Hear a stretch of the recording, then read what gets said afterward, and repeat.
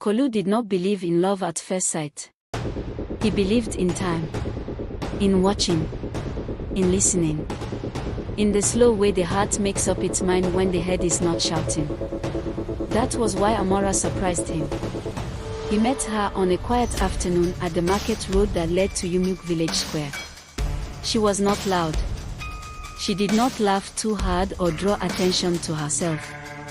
She stood beside a basket of palm fruits, her hands folded, her eyes steady, as if the world had never taught her to rush. Kolu greeted her once. She answered politely. He greeted her again another day. She smiled this time. That was how it started. Small, simple, unforced.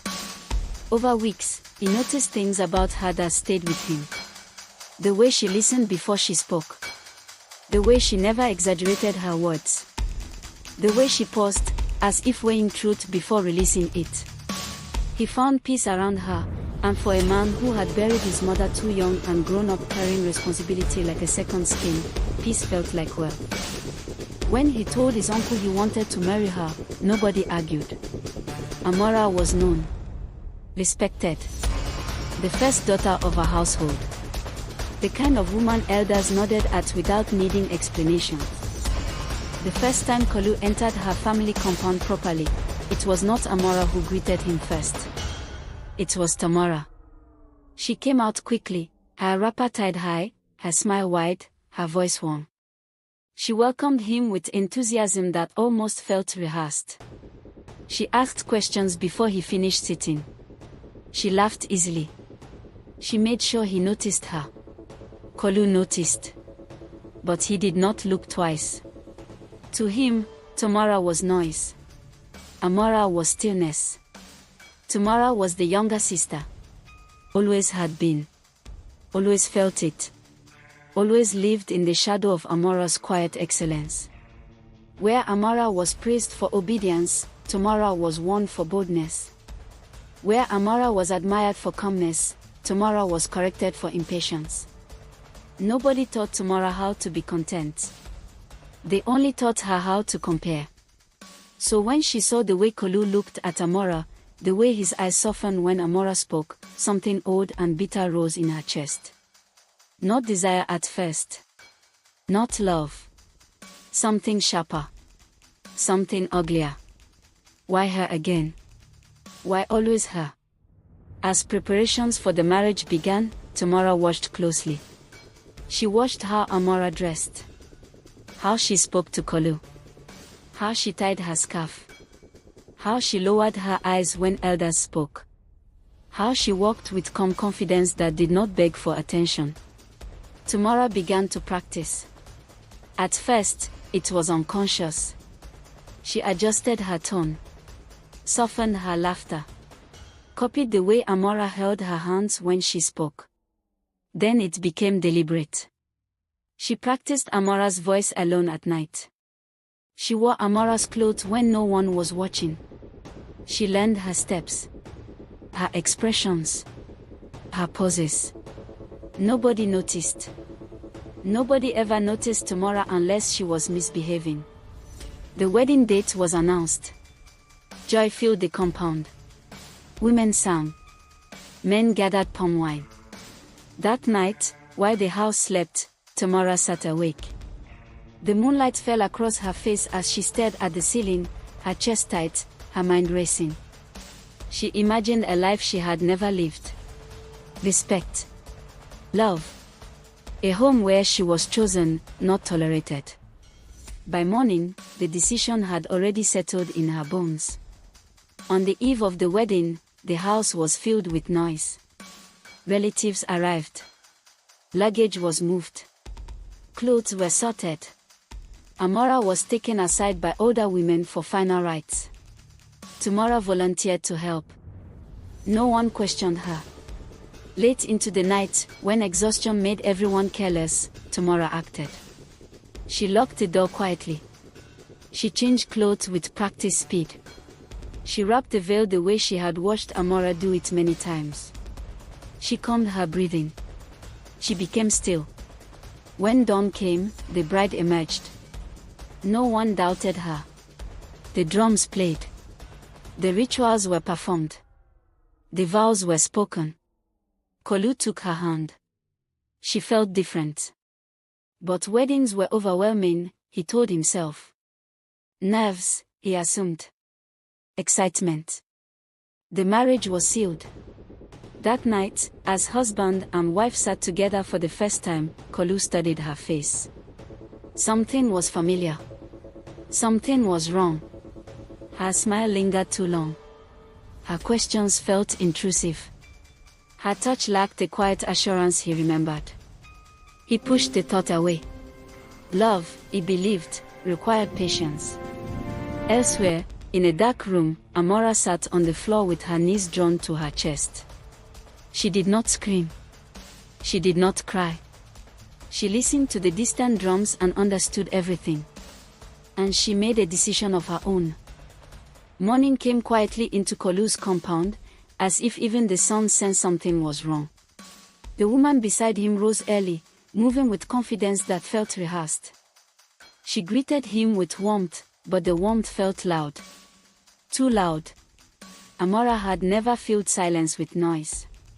She had respected it. Kolu watched her from where he lay. She spoke about plans. About rearranging the house. About visitors. About herself. She spoke often about herself. Amora rarely did that. Amora spoke about others. About balance. About timing. Again, he pushed the thought away. New marriages were adjustments. That was what elders said. Days passed. Weeks followed. And the small details began to pile up. She forgot things Amora loved. She prepared meals differently. She laughed at moments Amora would have paused. She asked questions Amora already knew the answers to. At night, when the house was quiet, Kolu stared into the dark and felt a strange loneliness beside someone who slept peacefully. Meanwhile, Amora moved like a ghost through the village. She did not announce her presence. She stayed with a distant aunt on the far side of the stream. From there, she watched. She listened. She learned. Every greeting Tamara gave in the village carried the confidence Amora recognized too well. Confidence stolen. Amora did not confront her. Not yet. She understood something Tamara never had. Rage without strategy destroys itself. Tomorrow's joy began to rot. Being chosen did not bring peace. It brought fear. Every morning she woke afraid of exposure. Every question Kolu asked felt like an accusation. Every silence felt dangerous. Love, which she had claimed as justification, began to feel like a burden she could not carry. She became sharp. Defensive. Controlling. When Kolu returned late one evening, she questioned him aggressively. Where were you? Who did you see? Why did it take so long? The words spilled out faster than thought. Kolu looked at her for a long time. Amora had trusted him. This woman monitored him. Something cracked quietly inside his chest. The following market day, Kolu saw Amora. She stood by a stall of dried fish, her wrapper faded, her posture calm, her eyes steady. She did not approach him. She did not accuse him. She simply looked at him. And in that look was familiarity, pain, and something else. Control. Kolu felt his breath leave him. That night, he did not sleep. He remembered the scar behind Amora's left ear, from a childhood fall. He remembered the song she hummed when anxious. He remembered the way she folded her wrapper before sitting. He remembered. The woman beside him had no scar. When he asked her casually about it the next day, she froze. Only for a second. But that second was enough. That was when Kolu knew. But he did not shout. He did not confront. He did not expose her. Instead, he watched. He wanted to understand the depth of the deception. He wanted to see how far tomorrow would go. Curiosity, he told himself, But beneath that excuse was something darker. He wanted proof that love alone was not enough. That betrayal always revealed itself. Tamara sensed the shift. She tried harder, smiled more, cooked better, became softer. But desperation leaks. It always does. One evening, Amara visited. She greeted Tamara politely, calmly, with the same voice Tamara had stolen. Tamara stiffened. Their eyes met, and in that moment, truth passed between them like lightning. No words were spoken. None were needed. Later that night, Kolu asked Tamara a simple question. One only Amara could answer. She answered wrong. The silence that followed was heavy, thick, alive. Tamara broke first. She cried, shouted. She confessed. She blamed childhood. She blamed neglect. She claimed love. She claimed desperation. She begged. Kolu listened without interruption. When she finished, he spoke quietly. I knew. The word hit her harder than any slap. I knew early, he continued. I stayed because I wanted to see who you really were when you thought you had won. Tamara screamed. At dawn, Amara arrived. She stood between them, calm as ever. Kolu turned to her, ready with apologies, explanations, promises. She raised her hand. No, she said softly. I am not a reward for endurance. I am not a lesson for your curiosity. She turned away. Kolu watched her leave, understanding too late that the deepest betrayal had been his.